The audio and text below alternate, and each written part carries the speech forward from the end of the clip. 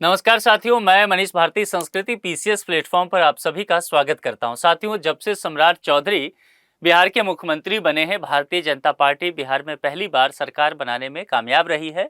लगातार ये कोशिश की जा रही है कि बिहार की छवि को बदला जाए और इसके अंतर्गत खास करके इस बात पर जोर दिया जा रहा है कि बिहार में किस तरह से निवेश लाया जाए, बिहार में किस तरह से उद्योग लगाए जाए।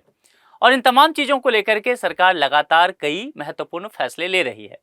अब एक महत्वपूर्ण फैसला लिया गया है जिसके अंतर्गत इस बात को परिकल्पना में लाया गया है कि इस वजह से बिहार में निवेश के प्रति जितने उद्योगपति हैं वह कहीं न कहीं आकर्षित होंगे और बिहार में उद्योग लगाने को लेकर के उत्सुक होंगे।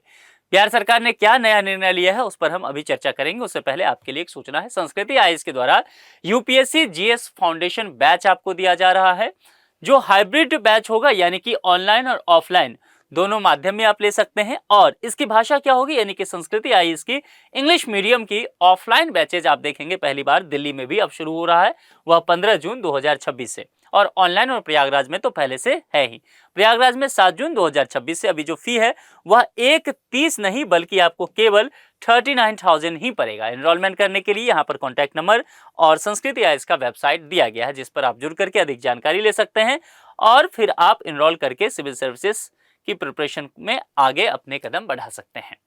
अब चलते हैं जरा इस फैसले की तरफ कि बिहार सरकार ने आखिर फैसला क्या लिया है। देखिए, बिहार सरकार ने उद्योग की स्थापना की प्रक्रिया को और तेज करने के लिए और इसे आसान बनाने के लिए कई निर्णय लिए हैं, जिसके अंतर्गत सबसे महत्वपूर्ण बात यह कही गई है कि अगर उद्योग लगाने के लिए कोई उद्योगपति अप्लाई करते हैं बिहार सरकार के पास, तो मंजूरी केवल और केवल 30 दिन के भीतर ही दे दिया जाएगा। यह अपने आप में एक बेहद नायाब और ऐतिहासिक फैसला है और इससे क्या होगा कि निवेशक जो भी होंगे, इन्वेस्टर, उनको बार बार सरकारी कार्यालय के चक्कर नहीं काटने पड़ेंगे। सम्राट चौधरी जो मुख्यमंत्री हैं, उन्होंने तमाम बातों पर लेकर के कुछ कही है। उनके वक्तव्य है कि बिहार को निवेश के लिए आकर्षक राज्य बनाने पर जोर दिया जा रहा है। देखिए, बिहार में इन्वेस्टमेंट बहुत हो नहीं पाता है। इस वजह से बिहार में क्या होती है कि रोजगार के साधन उपलब्ध नहीं हो पाते हैं और इन तमाम चीज़ों की वजह से होता है कि बिहार में पलायन बहुत बढ़ता जाता है। तो अगर प्राइवेट इंडस्ट्री वहाँ पे जाती है, निवेश होता है, तो निश्चित तौर पे जो स्थानीय लोग हैं उनको तो रोजगार मिलेगा ही, जो बाहर भी गए हैं वो रिवर्स माइग्रेशन होगा, वो वापस अपने घर जा सकते हैं। तो उद्योग स्थापना में कहीं न कहीं देरी होती रही है, जिस वजह से निवेशक बिहार की तरफ आकर्षित नहीं होते रहे। सरकार इन तमाम चीज़ों को लेकर के ये निर्णय ले रही है कि अधिक से अधिक निवेशक आ सके, रोजगार क्रिएट हो सके। इसके वजह से हमें तत्परता दिखानी होगी और निवेशकों को सुविधा देना पड़ेगा। तो 30 दिन के अंदर ही ये काम कर दिया जाएगा। अब निवेशकों को क्या फायदा होगा, मंजूरी मिलने में कम समय लगेगा, तो वो अपना प्रोजेक्ट जल्दी शुरू कर सकते हैं। परियोजना का लागत मूल्य इससे क्या होगा, निश्चित तौर पे कम होता है और उद्योग शुरू करने की प्रक्रिया और आसान, और सबसे महत्वपूर्ण बात क्या है कि पारदर्शी हो जाती है। और जिस एक बात की हम चर्चा करते हैं, प्रधानमंत्री भी कहते रहते हैं, ईज ऑफ डूइंग बिजनेस, यानी कि व्यापार करने में सुगमता होगी। कोई भी निवेशक, कोई भी व्यापारी आता है तो वह नहीं चाहता है कि सरकार के कानून पचड़ों में पड़े। वह चाहता है कि वह जिस काम के लिए व्यापार करने आया है वह उसको बहुत आराम से कर सके। यही कोशिश बिहार सरकार की भी अभी है। बिहार को इससे लाभ क्या मिलेगा, घरेलू और विदेशी निवेश में वृद्धि होगी, नई उद्योगों की स्थापना होगी, युवाओं के लिए रोजगार के अवसर भी बढ़ेंगे और निश्चित तौर पर राज्य की अर्थव्यवस्था को मजबूती मिलेगा और औद्योगिक विकास भी बेहतर हो पाएगा। तो युवाओं का पलायन रुकेगा। सरकार की जो औद्योगिक रणनीति है उसके अंतर्गत अगर देखा जाए, सिंगल विंडो सिस्टम को मजबूत करने की बात की गई। हालांकि ऐसा नहीं है कि सिंगल विंडो सिस्टम बिहार में पहले से है नहीं। सिंगल विंडो सिस्टम क्या होता है, कहने का तात्पर्य है कि अगर आप इंडस्ट्री लगाते हैं तो जितने भी कागज पत्तर के काम होंगे, डॉक्यूमेंट्स के जितने काम होंगे, वह एक जगह ही आपका संपन्न करा दिया जाएगा। अलग अलग डिपार्टमेंट का चक्कर नहीं काटना पड़ेगा।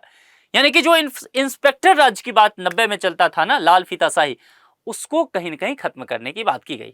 ऑनलाइन आवेदन कीजिए, आपको ट्रैकिंग की व्यवस्था दी जाएगी। आपने जो आवेदन किया है वो कहां तक काम पहुंचा, आप ट्रैकिंग करते रहिए। इसके अलावा निवेशकों की समस्याओं के त्वरित समाधान पर जोर दिया जाएगा, यानी कि उनके जो आवेदन आए हैं उस पर त्वरित कार्रवाई करते हुए उनको मंजूरी दी जाएगी। और सबसे महत्वपूर्ण बात, जो इकोनॉमिकल जोन होगा जहां पर वो इंडस्ट्री लगाना चाहते हैं, वहां पर आधारभूत सुविधाएं जो हैं उसका क्या किया जाएगा, विस्तार किया जाएगा, ताकि इंफ्रास्ट्रक्चर बेहतर हो सके और उनको सहूलियत मिल सके और निवेश आ सके। बिहार में पहले से जो प्रमुख कुछ योजनाएं चल रही हैं, कुछ काम चल रहे हैं, पहल चल रही है, जरा उसको समझते हैं। सबसे पहले अभी हाल ही में जो कैबिनेट की मीटिंग हुआ था उसके अंतर्गत कहा गया था कि बिहार के सभी डिस्ट्रिक्ट में फूड प्रोसेसिंग यूनिट लगाई जाएगी। अब बिहार में डिस्ट्रिक्ट की कितनी संख्या है? 38। तो जाहिर सी बात है सभी डिस्ट्रिक्ट कहा गया तो 38 फूड प्रोसेसिंग यूनिट लगने जा रहे हैं। अब इसके अंतर्गत कहा गया कि औद्योगिक पार्क लगाए जाएंगे, मेगा फूड पार्क की स्थापना की जाएगी। इसके अलावा टेक्सटाइल, लेदर, आईटी और कृषि आधारित उद्योग। चूंकि बिहार एक कृषि प्रधान राज्य है, आज भी अगर देखा जाए तो बिहार के तकरीबन 75% लोग जो है एग्रीकल्चर और उससे जुड़े हुए गतिविधि पर निर्भर है। तो जाहिर सी बात है जो भी आप उद्योग लगाइए वो कृषि आधारित उद्योग होना चाहिए। अब इन तमाम चीजों के लिए इंफ्रास्ट्रक्चर बेहतर होना ही पड़ेगा, सड़क हो, पानी हो, बिजली हो, और पूरा जो सिस्टम है उसमें ट्रांसपेरेंसी भी हो, पारदर्शिता हो। इन तमाम चीजों में सुधार करने की बात यहां पर की गई है। तो निष्कर्षतः यह कहा जा सकता है कि 30 दिन में जो उद्योग लगाने की जो प्रक्रिया है उसको बढ़ावा दिया जाएगा, मंजूरी दिया जाएगा। तो इससे बिहार के प्रति निवेशकों का भरोसा बढ़ेगा, नए उद्योग भी स्थापित होंगे, रोजगार के अवसर बढ़ेंगे, पलायन कम होगा। और कहीं ना कहीं अगर देखा जाए तो बिहार जो एक तरह से कह सकते हैं कि पिछड़ा राज्य का तमगा लगा हुआ है बिहार पर, वह कहीं ना कहीं खत्म होगा।